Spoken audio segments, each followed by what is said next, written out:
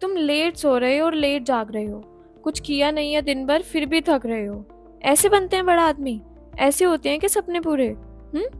क्यों खेल रहे हो अपनी जिंदगी के साथ तुम? सिर्फ जवानी ही अपनी पूरी जिंदगी का बेस्ट टाइम होता है, उसे आलसपने में और नशे में बस गवाते जा रहे हो।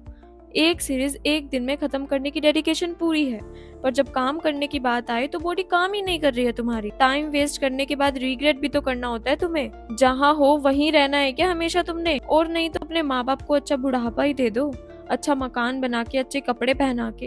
एक गाड़ी की नीड तब समझ आती है जब माँ बीमारी में घर तड़प रही होती है और तुम बस फोन खड़काने में लगे होते हो दोस्तों को कि कहीं से गाड़ी का इंतजाम हो जाए। ये इंडिया है बॉस, यहाँ पुलिस और एम्बुलेंस कभी समय पर नहीं आती। इस आलस की वजह से तुम सब गवा दोगे एक दिन, फिर करते रहना स्क्रॉल पूरा दिन। अगर यही करना है, मीडियोकर लाइफ ही जीनी है, तो इतनी शिकायतें क्यों करते हो? ख्वाहिशें कम रखो फिर अपनी।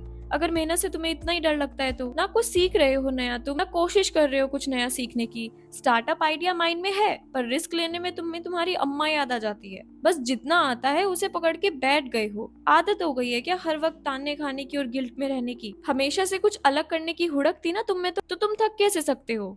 हाँ, आराम कर लो थोड़ी देर, पर रुकना अफोर्ड नहीं कर सकते तुम।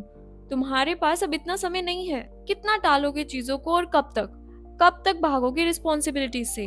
अगर माँ बाप के होते हुए पैसे नहीं कमाए तो खाक में गई तुम्हारी जवानी। अगर माँ बाप के होते हुए उन्हें एक सोने की चैन नहीं पहनाई गई, उनके शौक नहीं पूरे करे गए, तो व्यर्थ है तुम्हारा जीवन। जिनके माँ बाप नहीं होते उनके दिल से पूछो कि सब कुछ होते हुए भी कैसे उन्हें उनकी कमी महसूस होती है।